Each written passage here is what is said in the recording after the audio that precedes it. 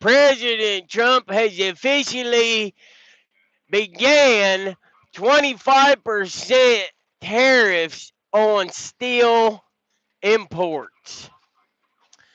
Now, what do you think that's going to do to trucking? Ba-ding! Question mark, ba-ding!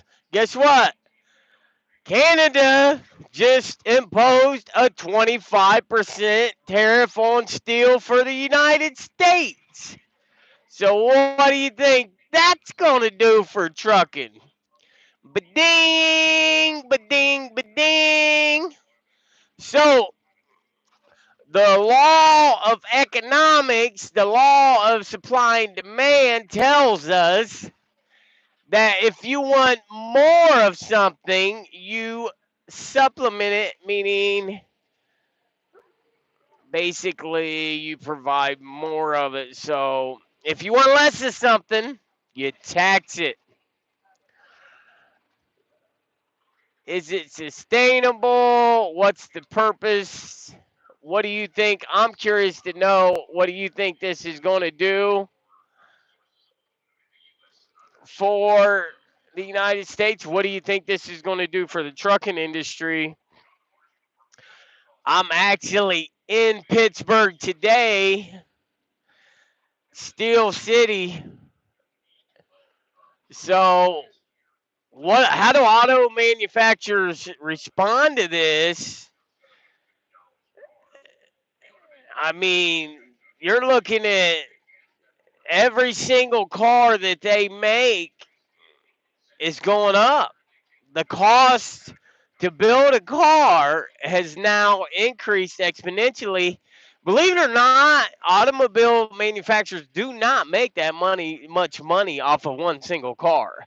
It's a mass. It's an all, and the amount of money they make off of one, not a lot of money. It's like $1,000, $1,100, and this was a few years ago. So I don't know what that is now. I would say it's probably not too much different, but 25% tariff on the average car is going to add $500, $600, $700 to each car. Now, what do manufacturers do with that? They got to pass that on to the consumer. They can't absorb it. Certainly, they're going to have to absorb it at first, but they can't just eat the cost of that. So, what's your take on it? I would love to know, because the company I drive for, we haul quite a bit of steel and mainly we haul finished parts. So we have one of our biggest contracts is with Honda. We have Honda at Marysville. We have the East Liberty plant. We have the DSC, which is a distribution center. It's like they call it the cross dock, and that is all they do is parts for Honda. We haul windshields for different automobile manufacturers. We actually have an entire dispatcher dedicated to nothing but auto. That is all they do, is loads for the auto board. So how does that affect us as drivers? It definitely will. I promise you. If they don't change it now, we're in the very beginning stages of it. So at midnight, as Trump promised, there was a 25% tariff going on all steel imports, including Canada and Mexico. Now, in response, Canada, and they got a new prime minister, and he's saying, hey, gloves are off, Trump. Let's go. We're going to bang this out. Well, if we get stuck in a trade war, especially with Canada, especially with Mexico, because we do a lot of business with these countries. If you don't know, the United States is a business. Every single state in the United States is a business. So it's all about your GDP, your gross domestic product, and yeah, tariffs are a long game. So what they do is essentially they drive down demand is what will happen, because if the price goes up, people won't pay that price. People don't want to pay that price up there. They say, well, we like this price down here, and really consumers control the market. So what'll happen, because people don't like that price up there, it'll drive demand down, which ultimately will drive business down. So it balances out eventually. It devalues our dollar, and eventually that will affect the economy positively because your GDP goes up. But we don't see that in the short term. It takes years to get to that. It's not a quick fix, man, and we're going to feel the pain from it if they stick with it. Now, what we seen was Trump rolled back the initial tariffs that he set out, maybe in response to reciprocal tariffs. I don't know. Maybe they rethought their plan. Maybe they re-strategized for whatever reason. He rolled them back. So tariffs isn't an all or nothing game. It's not something that we're absolutely committed to. And I'm hoping, and we should all hope, that these are just bargaining chips, because we haul a lot of freight, and we don't have this isn't a huge company I drive for. We have, probably at most 150 drivers at one time. That fluctuates because, let's face it, people don't want to work. People don't want to work, man. And this ain't the hardest job you'll do. So if you won't do this, and I don't know if you would do anything, but we haul for Honda. We haul for Honda in Ohio, East Liberty, which is called ELP. We haul for Marysville, Honda Marysville, which is called MAP, Marysville plant. And we haul for Honda Manufacturing, which is in Indiana. And we haul for some glass makers. We haul, what's the name of that over there? Cardington, CYT, Cardington, Utonka, which makes automobile parts.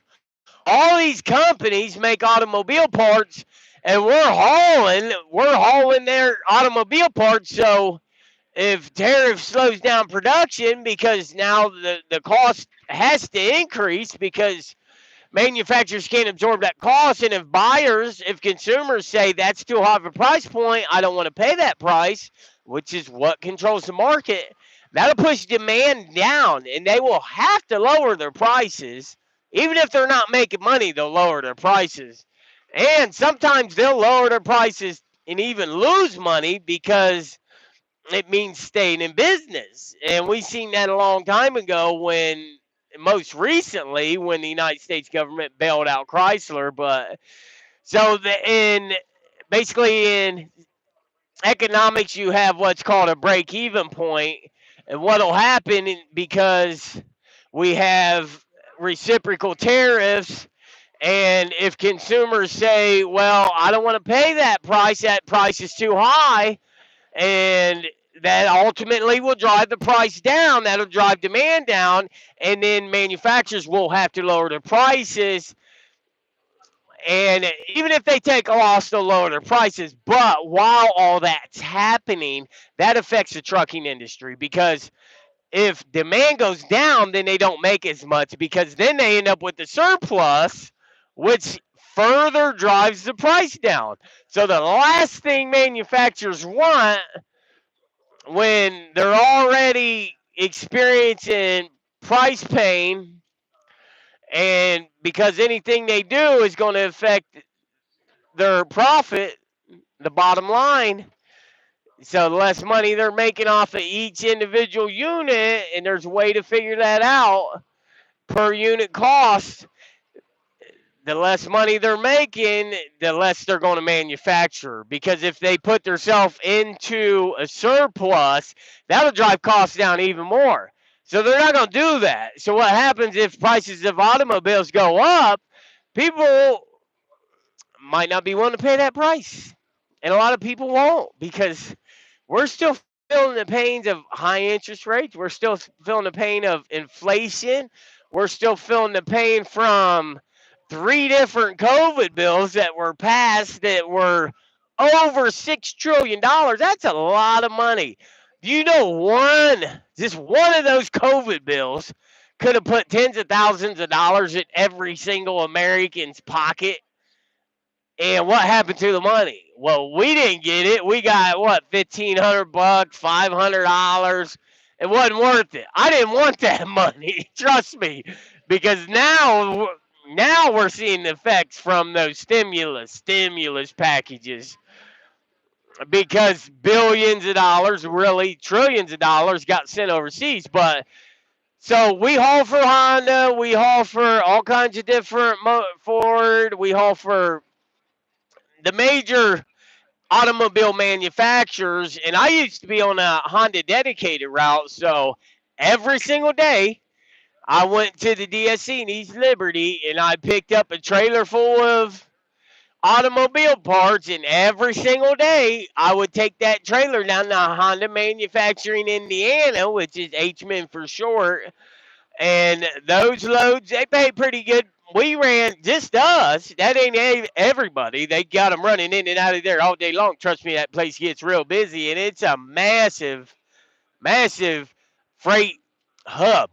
So we had five of those. We had five different routes just for that specific route, which different parts they haul back and forth. So recently they kind of fell behind, and we had those routes stacking up because the freight was there, but the trucks weren't moving. Now that wasn't a us thing, that was a logistical error on them because we had the trucks available. We had drivers on call for the shifts, and your shift might run at 6 a.m.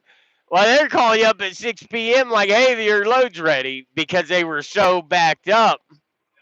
I would venture to say, because if you remember right, during the congressional address, excuse me, sorry, uh, Trump said, I've talked to all three automobile manufacturers. Well, he said the major ones. Now, I don't know which ones he's talking about because obviously you have Chrysler or Dodge or whatever, and then you have GM, which is Chevy, and they all make all kinds of different brands themselves. Then you have Ford, which is Mercury and Navigator and all kinds of different popular brands, right? But he mentioned Honda. Now, I don't know why Honda would be a major. Now, for imports, definitely Honda, Subaru, Hyundai, Suzuki, these manufacturers, Mitsubishi, these manufacturers are definitely going to feel that pain. Now, granted, they source a lot of raw materials from the United States, but those are foreign automobile industry. So why did he say Honda as one of the three majors to the United States? I don't know. That might be a little bit of a conspiracy theory because to me, I'm in Pittsburgh.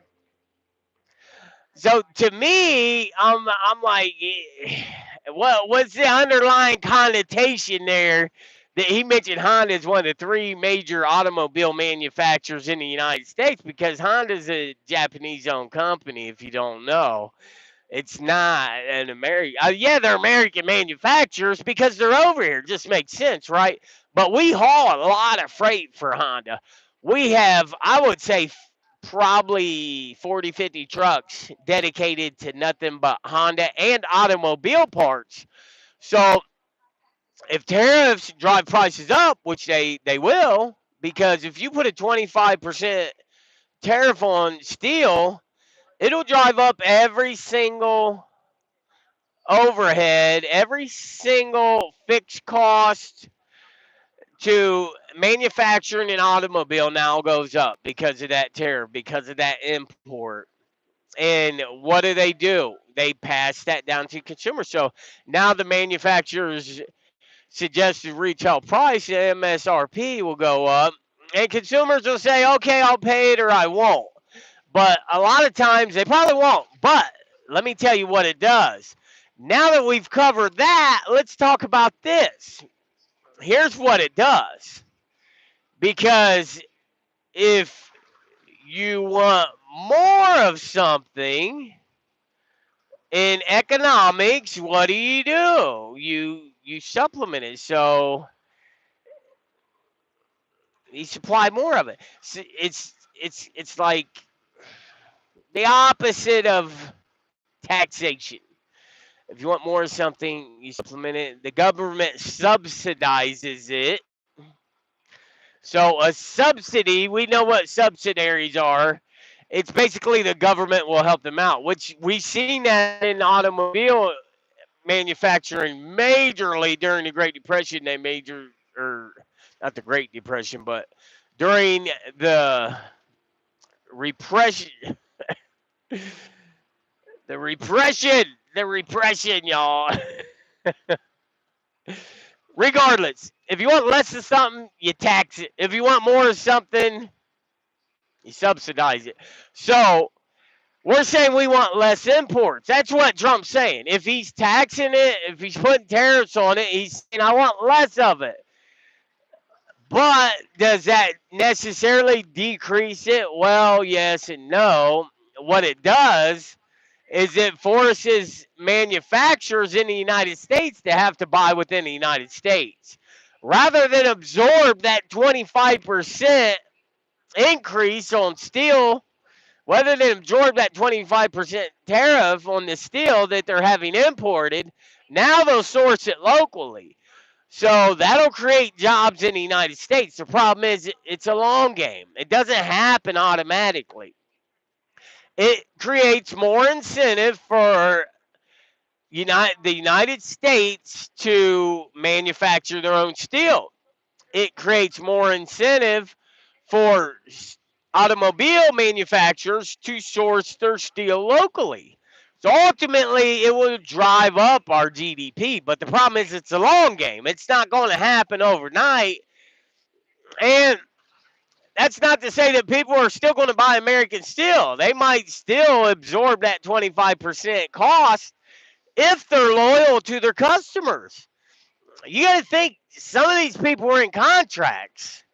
And to breach that contract might cost them more than if they just pay the tariff. And at the same time, a lot of companies will breach the contract. A lot of companies will say, well, I can absorb $750 per vehicle when I'm manufacturing 1,000,000 vehicles a year. How many know how much money that is? 1,000,000 vehicles a year, $750, what, $7.5 billion more because midnight hit and Trump said this. That's a lot of money to absorb. If you don't think the market's going to react to that, you might want to do your homework. So we're seeing a very highly volatile market. I don't know how many people watch the money markets. It's important. It's important to the trucking industry because what we do, the stuff that we supply, yeah, I mean, people need household goods, right? People are still going to get their Amazon products, and people are still going to get their Walmart orders, and people are still going to get their eBay, and that's all fine and dandy. But the majority of freight, believe it or not, is not household goods. I promise you, I've been doing this for over 7 years now, and I don't haul that many household goods. Every now and then I'll pick up like an Ace Hardware or a Lowe's or a Home Depot. We haul quite a bit of Bear paint and all over the Northeast. So we do haul household goods, but the majority of our freight comes from construction, automobile manufacturing, and other manufacturing practices. The majority of our freight doesn't have anything to do with what you ordered off of Amazon. Believe it or not. Now, there are companies that are specifically dedicated to that. Look at Walmart. They have one of the largest fleets in the nation. And, it's crazy to think for the longest time, Walmart didn't have their own trucking company. Like, they were paying, and they still do, don't get me wrong. Every company pays other trucking companies to haul their freight. I don't care how many trucks they got. And trust me, I've worked for some big companies. I've worked for a company that had over 1,000 trucks, and all they hauled was spot freight. They didn't even have dedicated customers. They didn't even have direct customers. So, like every single company, including Walmart, including Amazon, including the United States Postal Service, I can't tell you how many USPS loads I hauled, and I loved them because they were easy money. These loads, bro. Listen, man, we were busting our butt one day to get unloaded in New Mexico. This is a crazy story, and I called ahead because we hit traffic, and I'm like, hey man, can you please call? Because when you're pulling broker freight off the spot market, a lot of times our dispatch didn't even dispatch us. We would call the customer directly and speak with the broker, or a lot of times, 90% of the times, I was talking to the customer myself as a driver. So I called up the customer. I'm like, bro, can you please wait an extra hour, man? I'll give you $100 to stay. And he was like, I don't know, man. And he was like, I'll think about it. And I'm like, kind of rolling the dice whether or not he's going to be there when I get there. Because how many people know I drove past 5 truck stops to get there? So if he wouldn't have been there, I'd have been screwed. But so I get there and he stayed. And it was pretty sad, actually, because the guy said his wife was home sick with cancer and I kept him from going home to his wife. Man, I felt this big, y'all. But I bought him a gift card. I believe it's $150, maybe a $200 gift card. And I had his address from where I delivered, and I sent that gift card to him. So hopefully that helped ease that pain a little bit. And I didn't know that, or I wouldn't even have asked him.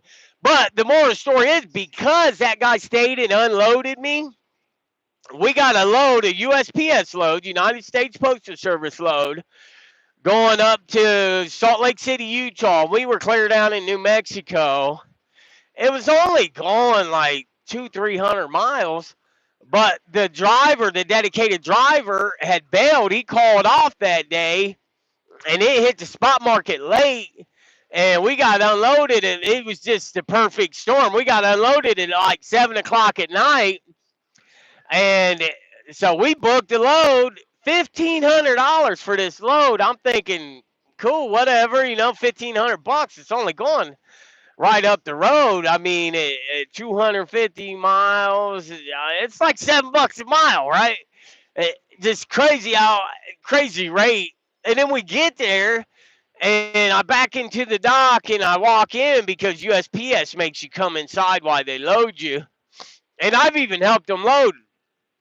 There's a few places if you don't load your own truck, because everything's on like these dollies, and they put them in these big gaylords on pallets, and you can grab a fork, you can grab a pallet jack, and you can load your own truck. You can unload your own truck, which I think is pretty cool because a lot of shippers or distribution centers, they don't want you nowhere near anything in there because of liability purposes, but I get there, I go in and check in. They're like, okay, there's your freight. And they point over to, and it said tires, because they'll tell you what the commodity is when you book the load.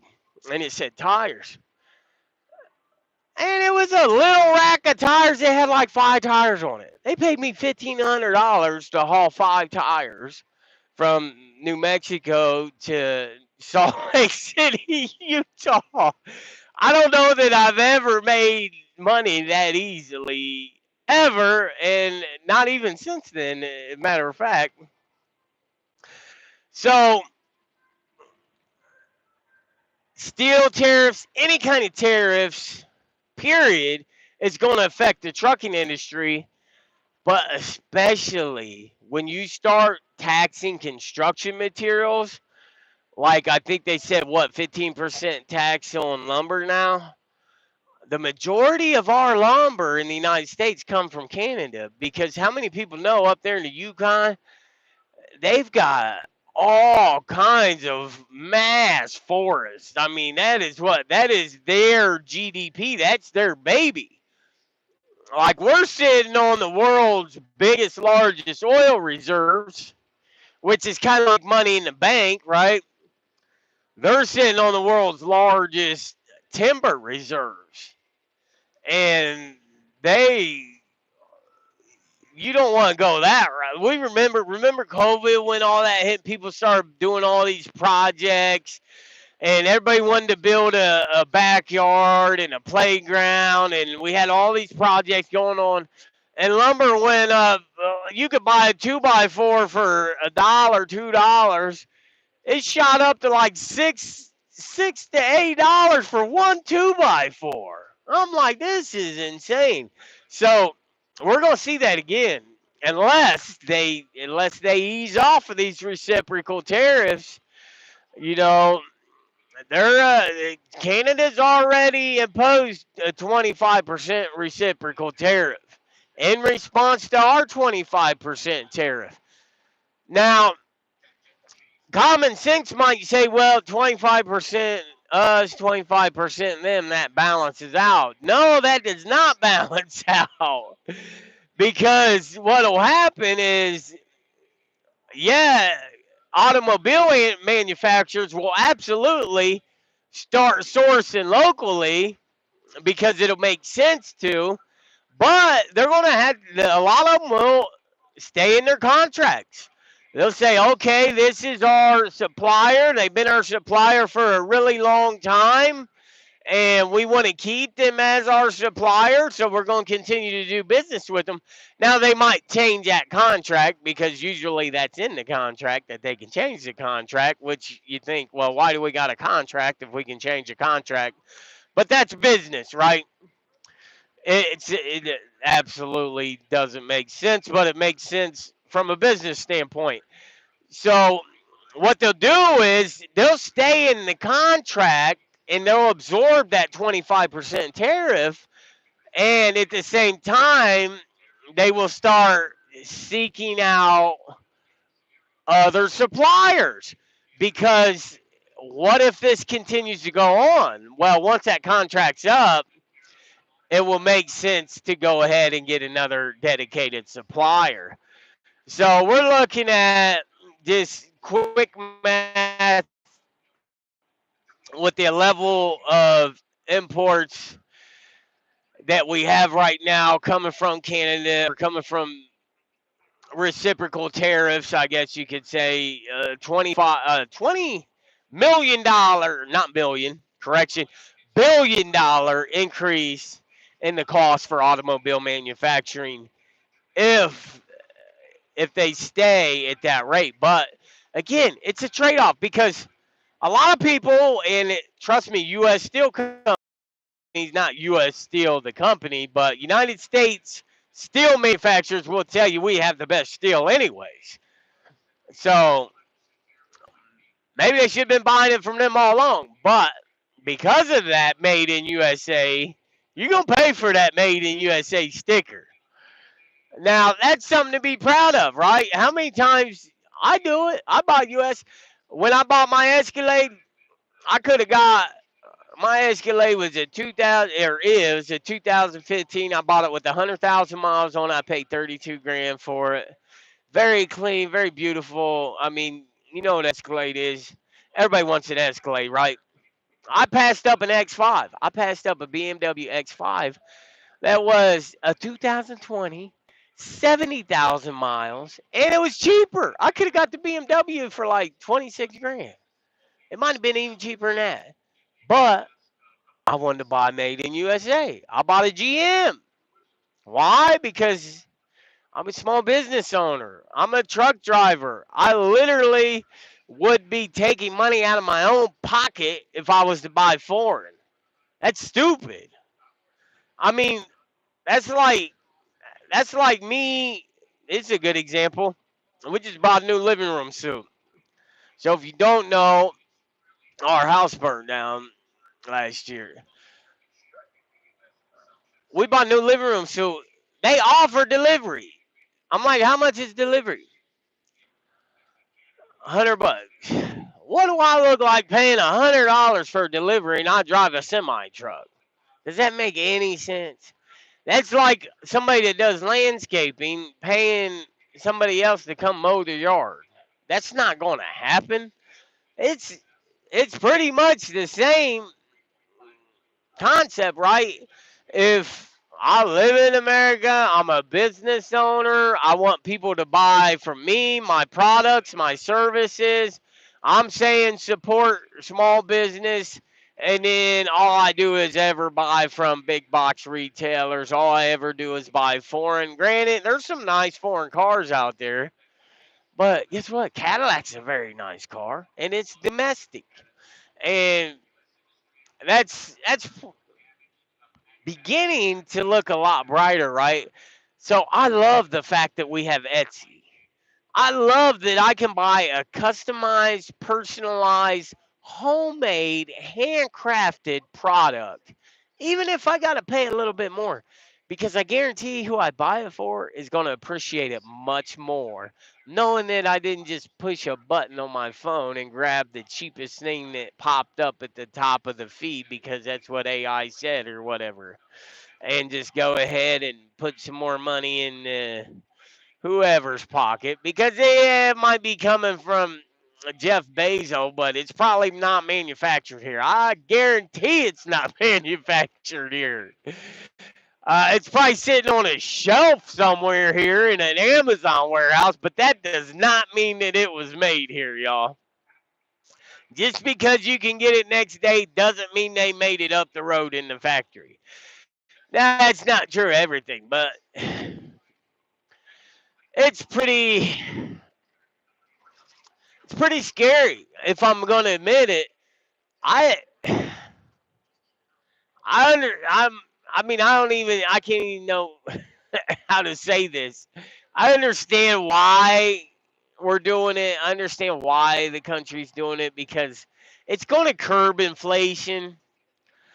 It's going to help kind of equalize interest rates. I don't think we'll see interest rates go down a whole lot more than what they are right now because you don't really want to do that. You don't want to devalue the dollar any more than you have to. But we want to make, if we want our money to go farther, the best way to do that is to drive down inflation, which you can't lower inflation. Once inflation happens, it's there. It's not going anywhere. You can't drive it down. Otherwise, you're collapsing your economy. You're saying that our stuff is less valuable than what it was. We don't want to do that. We don't want to drive inflation downward. We just don't want it to rise. We don't want it to keep going up, up, up, up, up, up, up, up, up.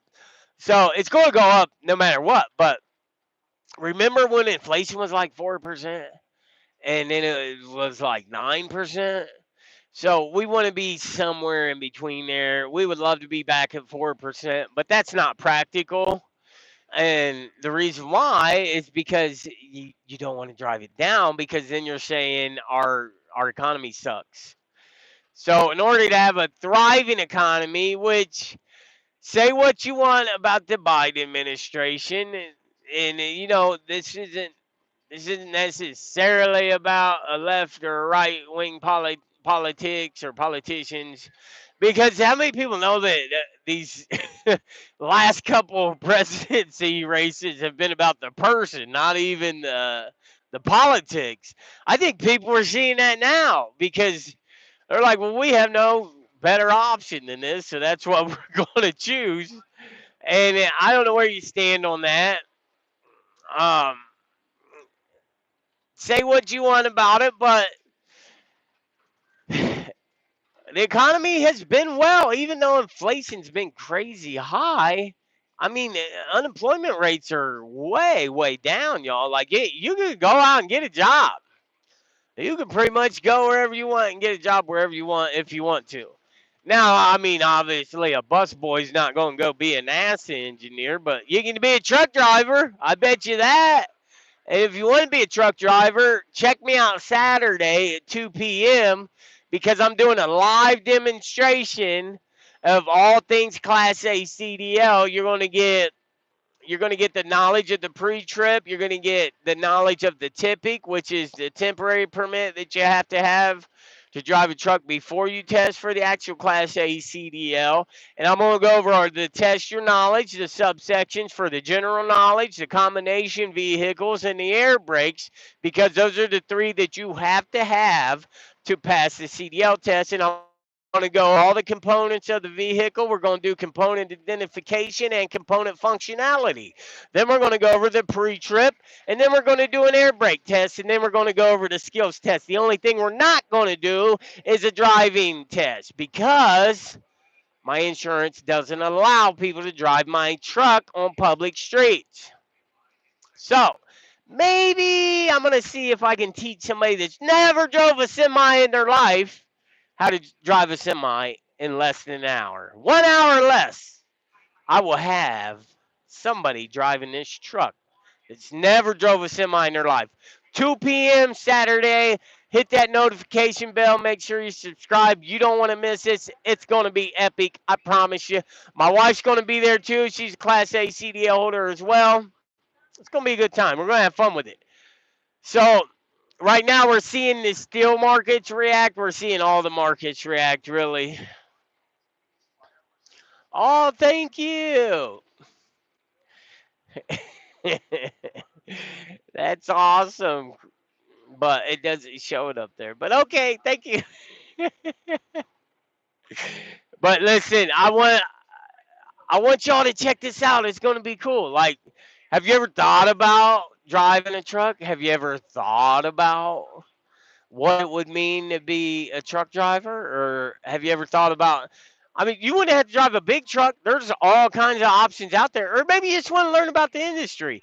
Maybe you want to learn about trucks. So I can tell you every single part, every single component on this truck, from the suspension group to the brake group to the engine components to the steering components to the fifth wheel components to the trailer frame and cross members and everything that entails, to the lighting groups, to the air brake system. I can tell you all about it.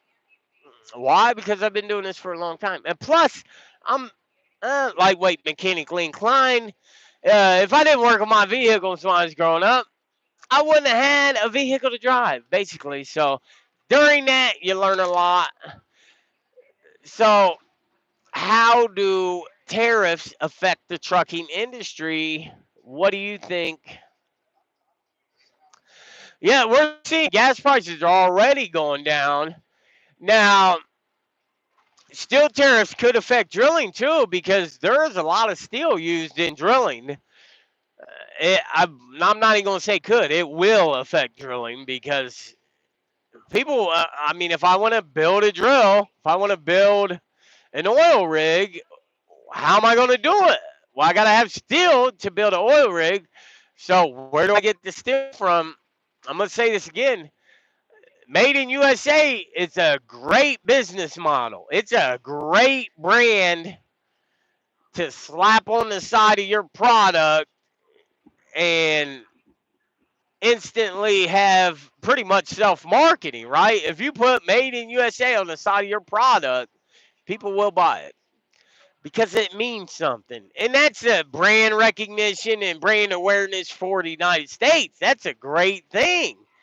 That's awesome that people recognize that the United States has such a great brand image that we can rely on a product that has made in USA slapped on the side of it. So when we start drilling for oil, because drill baby drill is what Trump said,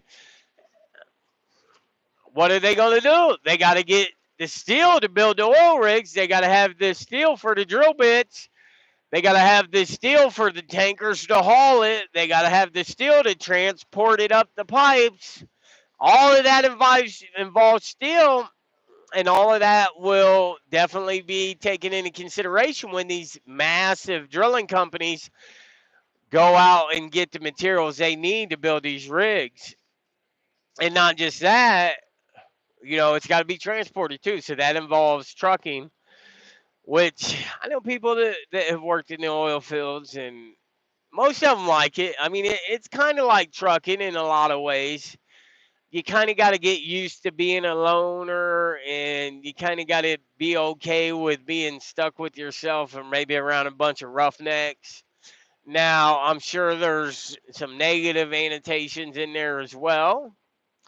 It's no secret that truckers have notoriously been known for drinking, womanizing, and all these different things. But that doesn't have to be the rule. That can be the exception to the rule.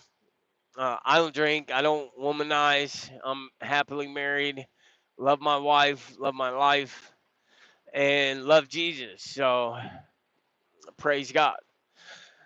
So I think we're going to see a little bit of decrease in demand, if I'm being completely honest, which will affect, it's going to affect construction, because how many companies are going to have to rethink building a massive structure that is packed full of steel?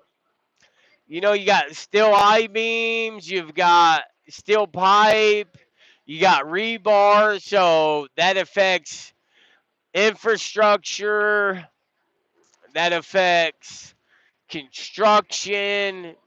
Automobiles is just one of the largest, because a car, a vehicle, whether it's a semi, that's another thing.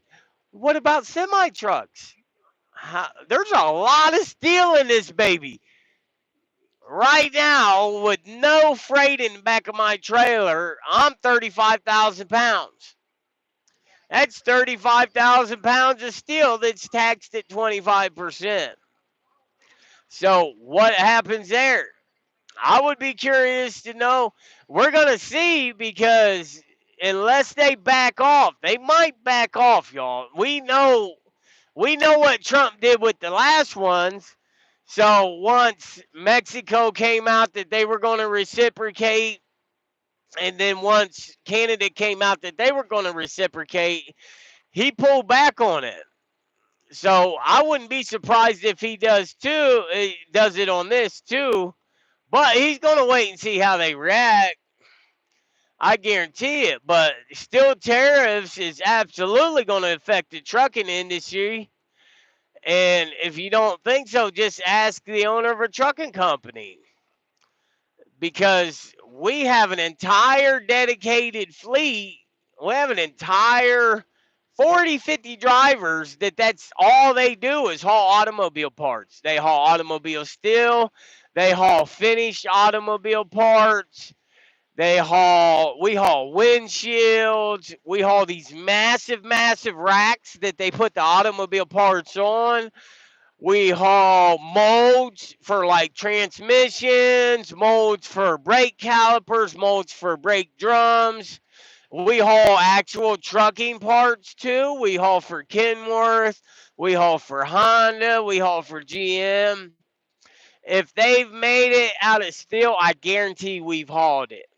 And we're just a small company. We got maybe 150 trucks at the most at one time. So, still tariffs have a big impact, both positively and negatively, depending on which side of the supply chain a company is on. So some of the other positive effects are increased domestic steel production, like I talked about. So tariffs on foreign steel will lead to a higher demand for U.S. made steel. And this means more freight for truckers moving raw materials like iron ore, coal, scrap metal to steel mills. And matter of fact, I just dropped off a load of recycled copper this morning, and then transporting finished steel products as well, like I said, with the automobile parts. And that can also mean more jobs in certain sectors. So when steel mills ramp up production, which they're going to do, I guarantee, just like Trump talked to all them automobile manufacturers, I bet you he went and had conversations with major steel manufacturers.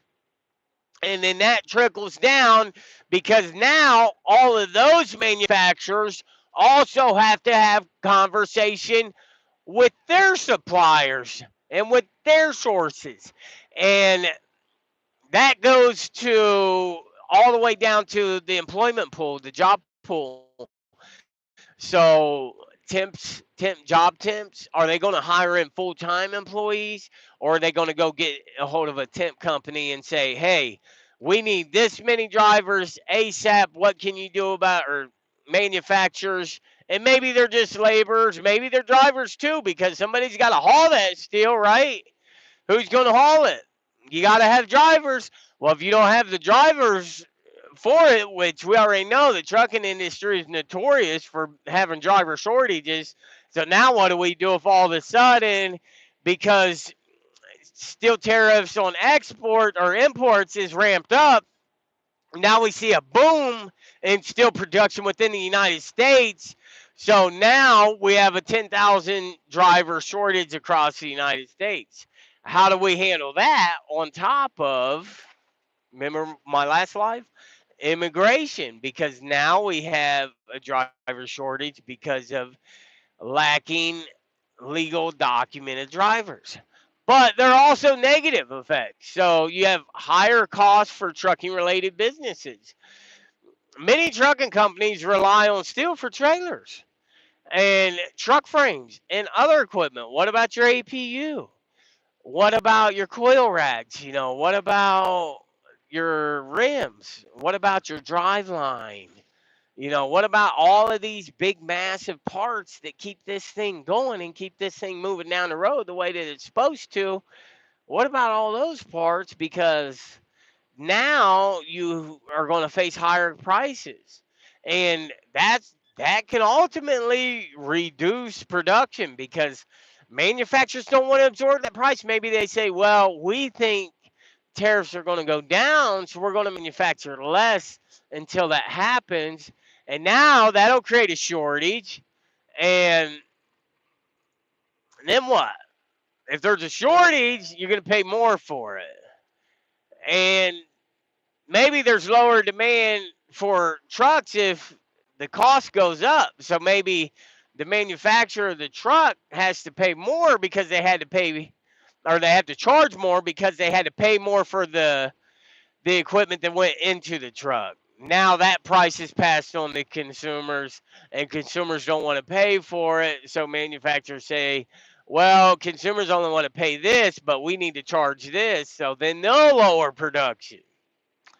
It's a give and take, and I hope I'm not confusing you here, but it makes sense if you think about it. So disruptions in the supply chain are an issue as well. If steel imports drop significantly, like I just said, companies that relied on foreign steel may have to shift their supply chains, which can then cause inefficiency in freight volumes. So if they're no longer railing in hundreds of thousands of tons and millions of tons of steel from Canada, now they have to get locally sourced supplies of steel. How do we accommodate that freight fluctuation within the trucking industry? The overall impact just depends on what kind of freight a trucking company hauls. Like I said, we haul a lot of automobile parts. So it will affect us. But who will it affect more than, say, somebody hauling a 53-foot dry van? Flatbed. People running flatbed are hauling raw steel. Trust me, I know that's what I got my feet wet in. So, great company. I give them absolutely nothing but praise. They're a second chance company, the largest family owned trucking company in the United States, PI&I Motor Express out of Masery, Ohio. Absolutely love this company. So, Maggie Cox, you've got the the family business is doing well, right? And Joe Sr., Joe Jr., just a great family, great company to work for. And I highly recommend if you have no experience in driving Class A CDL and you're interested in it. And speaking of steel, look at that. Big old flatbed hauling that Dietrich steel. That's that Clark Dietrich. So if you're interested in running CDL in the United States and you don't know where to start, PI9 Motorsports is the spot to start. For one, they have an entire training facility, and they have probably the best training. So there's a difference between CDL training, where you learn how to take a test and pass, and actual driving training. So working for a company training has a whole different look and feel than just testing to get an actual CDL driver's license, a commercial driver's license. So you would go to a steel because it's required now. It didn't used to be required, but you have to have CDL training now in order to even get a CDL, which is a good thing, right? Because it's all about safety. Once you get that CDL, you're not just going to be able to go to any company. So PI is one of the companies that trains drivers with zero experience on how to drive a truck. And you're going to learn steel securement. You're going to learn all about flatbeds. You're going to learn how to back the truck up. You're going to learn how to dock. You're going to learn all of these things. And they're going to pay you to do it. What better deal can you get? They pay you to do it. So you're not just doing it just to be doing it. You're getting paid to do it. And if you run a flatbed for 6 months, no accidents, no major violations, don't tear up no equipment, you can pick your job at that point. You can go wherever you want. So keep that in mind. Like I said, great company. Absolutely. Just love those people over there because they're doing it. They're doing the thing and they're helping people. They're changing lives. And if it wasn't for that company, I wouldn't be where I'm at today. And I highly recommend if you're looking to get into driving a truck, then that's where you want to be. So it affects everybody. It's definitely going to affect flatbedders. So, yeah, we're going to see an increase in demand for domestic steel as production rises. And if manufacturers struggle with the higher prices, overall freight demand could decline. Because if they don't want to absorb the 25% tariff, they're going to look to local sources. They're going to look for local suppliers. But if local suppliers' prices are too high and manufacturers don't want to absorb that price, then demand's going to slow down. So they won't buy it at that price. Now, that's not likely to be seen in high numbers. So what they'll do is they might shut a line down or they might slow production. Or guess what? A lot of these manufacturers have warehouses that are just full of steel.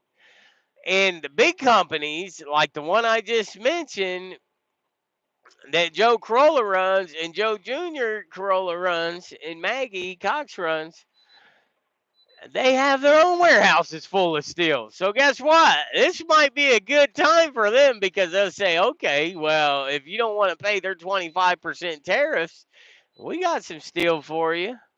And we'll do it for 20% of that cost. Now, they can't put tariffs on domestic steel, but they can absolutely sell their steel for the prices that they set within reason. You know, you can't have predatory practices. We have a lot of agencies that monitor that type of thing, so that's not going to happen without sparking some red flags. But so they prepared for this. Trust me, they know what they're doing. And especially flatbed companies, man. When I tell you that Joe Corolla is a very shrewd businessman, trust me, you don't want to get into a battle of wits with a guy that has been in trucking as long as he has and runs 1,000 trucks and deals with major automobile manufacturers on a daily basis. So You don't want to be there in that situation. If you are in that situation, you're probably a pretty well renowned and well esteemed person, and you're quite competent. Me, I'd be a fish out of water in that situation. Now, I could negotiate how much I'm going to drive, how much I want to haul that for. Absolutely. I can negotiate what I'm willing to haul that steel for to a certain degree. Just whatever the market's doing, right? So, exactly. That's a good point. Jadek said some of those tariffs are meant to be a bargaining tool, which they have effectively done to slow the illegal movement of narcotics across our borders. Like with the fentanyl crisis, listen, y'all, I've got family members I lost in fentanyl. My sister, the closest person to me in this world, passed away from a fentanyl overdose. So I like the fact that Trump used those tariffs to negotiate security at the borders. And that might be what this is. Does that mean it's not going to have an impact on trucking? I don't think so. I think it's still stuff rolls down the hill, and how that affects trucking. There's many positives, but there's also a negative side. So ultimately, it's a long game. It's not going to be an instant automatic knee jerk reaction. Now, we might see them go back and forth with knee jerk reactions. Like to me, for the prime minister to come right out and say, "Oh, well, we're going to do it right back." To me, that's a knee jerk reaction. Now, you think Trump, Big Donald J, ain't sitting back like Big Daddy J, like, "Yeah, I got that punk right where I want him." You think Big Daddy J ain't sitting back like this? Like, I knew you moved like that, punk. They know he's going to react, right? They know they're going to react. They know. So it's like part of the game. Now, that doesn't mean tomorrow the price of a 2024 or 2025 vehicle is going to go up $750. That means if there's a sustainable 25% increase on tariffs, we will see that eventually.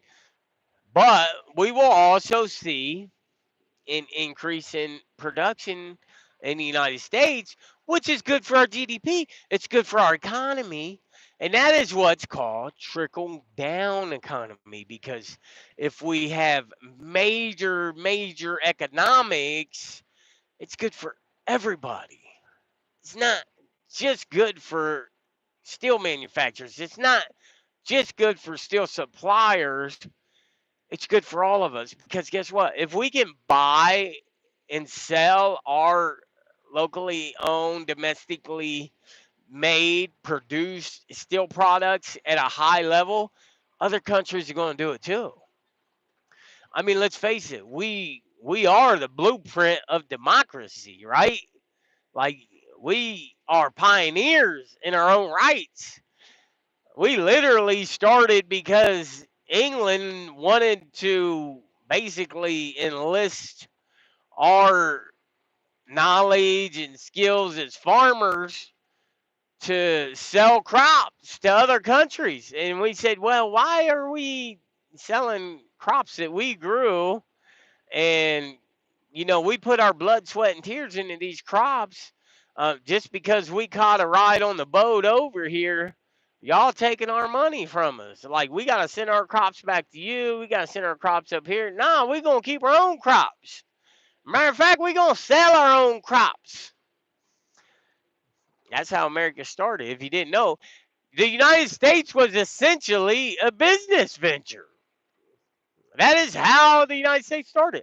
So if you think of the United States as a government, yeah, that's great. Yeah, that we absolutely do govern, and we do that on a global scale, and we do that on a domestic scale, and we do that at a state level, and we do that at a local level.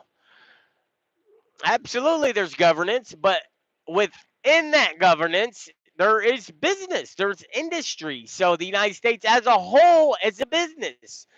The state of Ohio as a whole is a business. Every single state is their own business. That's why we are United States. States were always meant to be a republic that functioned independently or interdependently of themselves within the whole of the United States. So tariffs are more of the broader spectrum of that because they're a national, not just a national, they're an international economic impact versus just a federal, just a national, just a state level, or just a local level. All right, Sheldon. Hope everything comes out for you.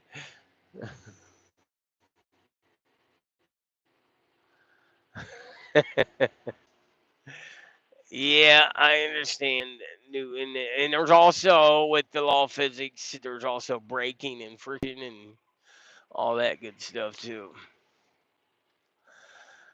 So we will see exactly how this plays out. But what I tell you, and you heard it here first, right? It's going to happen because that's what it does. And especially if that's what you haul, eventually it'll affect the carrier, it'll affect the trucking company, and obviously it's going to affect the economy. But it'll also affect drivers individually. So freight volume and job opportunities are affected. More hauling for flatbed and specialized truckers.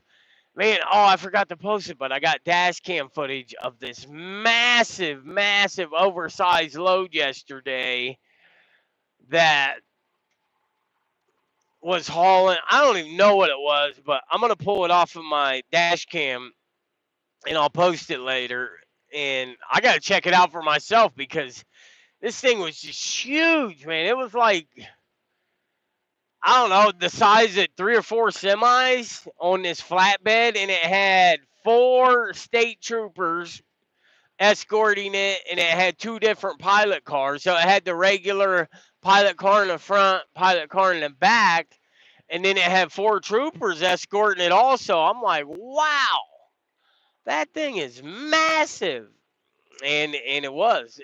So I'm gonna post that. But that's a good example of save hard. That's a good example of how drivers are impacted by tariffs because it doesn't just affect the country.